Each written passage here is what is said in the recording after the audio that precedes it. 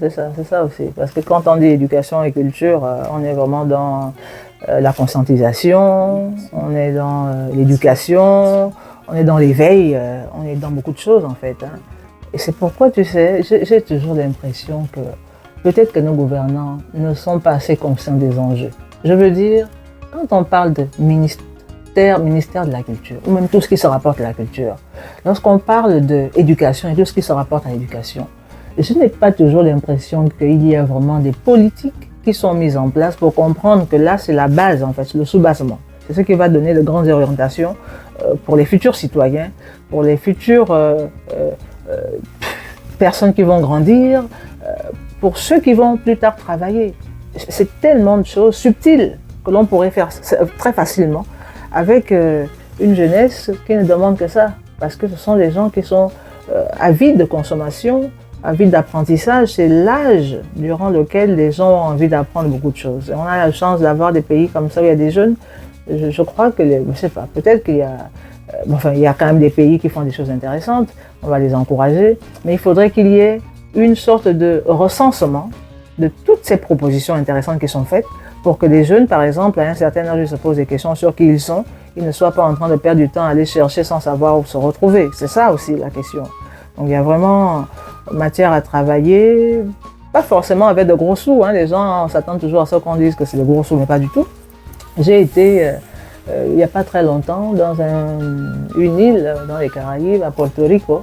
J'étais très, mais alors là, agréablement surprise, par exemple, de remarquer que la question des musées qui se pose tellement dans nos pays, on se demande comment on va faire les musées, comment on va conserver, comment on va faire en sorte que les jeunes soient interpellés pour pouvoir conserver leur patrimoine. J'ai été très agréablement surprise de remarquer qu'il y avait des mécanismes de conservation, donc des sortes de musées, mais qui s'apparentaient à ce que ma grand-mère faisait simplement, à ce que mes grands-parents faisaient au village, la structure, l'organisation, voilà. On doit pouvoir aller récupérer ces espaces-là, ces espaces communautaires où on faisait école, où on faisait de l'apprentissage. Par exemple, à Ba, dans un village fin. Mais c'était un endroit d'apprentissage. C'était un espace polyvalent où des jeunes apprennent des choses tous les jours. Des jeux, par exemple, qui sont comme tu vois, il y a un jeu qu'on joue souvent, là, j'oublie, le son. Mais c'est un jeu pour appeler à la réflexion et aux stratégies.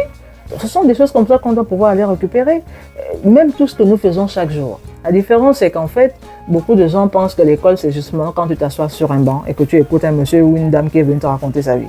Mais l'école, chez nous, c'est au quotidien, c'est dans la pratique, c'est dans l'expérimentation au quotidien, les apprentissages que nous faisons, et on doit pouvoir aller récupérer ces espaces-là. Parce que sinon, on va avoir des gens qui vont nous apprendre des contenus de nous-mêmes, à partir de leur regard sur nous, et puis on aura l'impression que c'est ce qui est authentique. Par exemple, je connais beaucoup de jeunes Gabonais, je parle du Gabon parce que je connais le mieux, même des jeunes Sénégalais, mais qui vivent à Dakar, quoi, en fait. Et la plupart, ils vont découvrir leur pays à travers les documentaires que les chaînes occidentales leur donnent. C'est quand même problématique de connaître son pays à travers le regard de l'autre. Donc, il y a vraiment des choses, il y a tellement de choses à pouvoir récupérer. Il y a tellement d'initiatives à pouvoir mettre en place. Il y a tellement de projets. Je pense que l'Afrique a entre ses mains une grande responsabilité, c'est d'être responsable d'elle-même, de se prendre en main déjà, et de pouvoir aller vers la bonne information, travailler avec des gens qui sont en train de faire des choses remarquables, ne pas forcément regarder des gens qui... Parce que dans un pays, on doit pouvoir avoir plusieurs types de citoyens. Tout le monde ne va pas faire la politique politicienne, là. Tout le monde n'est pas obligé d'être en faveur de tel. On peut être des citoyens libres pour proposer des contenus qui auront une valeur pérenne. On n'est pas forcément tenu de dire qu'on est avec tel pour pouvoir travailler dans un gouvernement.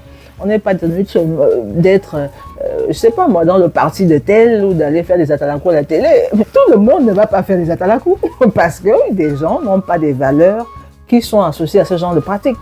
Il y a des gens qui sont là pour applaudir, d'autres qui sont là pour faire des atalakou et d'autres qui sont là pour réfléchir, qui ont une matière grise et qui veulent proposer des choses pour leur pays simplement pour que ça profite aux citoyens, sans nécessairement vouloir qu'on les voit aux côtés du président ou aux côtés de la présidente, j'en sais rien. On ne peut pas, voilà.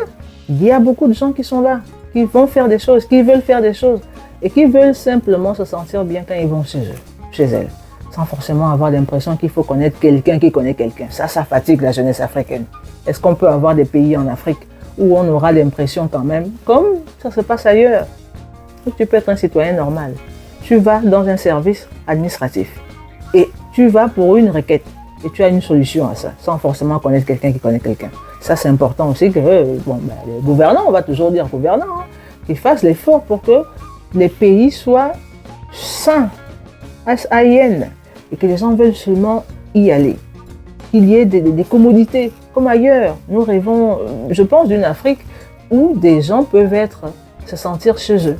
Et ne pas avoir l'impression, en fait, que l'Africain, finalement, il est chez lui quand, en fait. Parce qu'il y a des formalités, parce qu'il y a des complications, parce que le monde nous essore déjà assez, nous refuse déjà assez pour que nous nous sentions encore étrangers chez nous, étrangères chez nous. Ça, c'est important.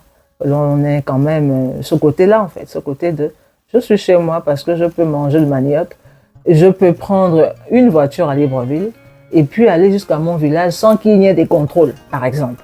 Il y a trop de contrôles. C'est la première chose qui me choque lorsque je vais à Mindic. C'est d'avoir l'impression qu'il y a trop de frontières dans un seul pays.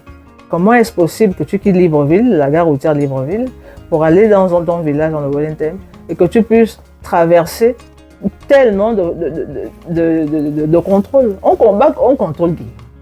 Pourquoi? Dans ton pays. Si on te contrôle chez toi, tu vas encore être chez toi quand? Où? C'est ça aussi. Parce que moi, je traverse, par exemple, tu peux traverser dans l'Union européenne plusieurs pays sans forcément avoir l'impression. D'un pays, enfin, dans le même pays, s'il y a un contrôle, c'est qu'il y a quelque chose, il y a un problème. On ne peut pas avoir des pays où le contrôle, c'est à tout bout de champ, quoi. Ça aussi, c'est une façon de te dire que tu n'es jamais chez toi. C'est un sentiment d'insécurité, mais aussi de non-appartenance à un lieu, mais aussi de beaucoup de choses, de frustration, de friction, voilà, de malaise.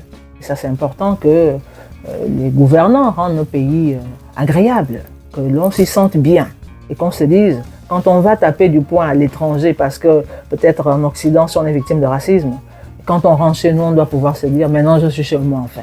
On ne va plus jamais m'embêter. Ça, c'est important.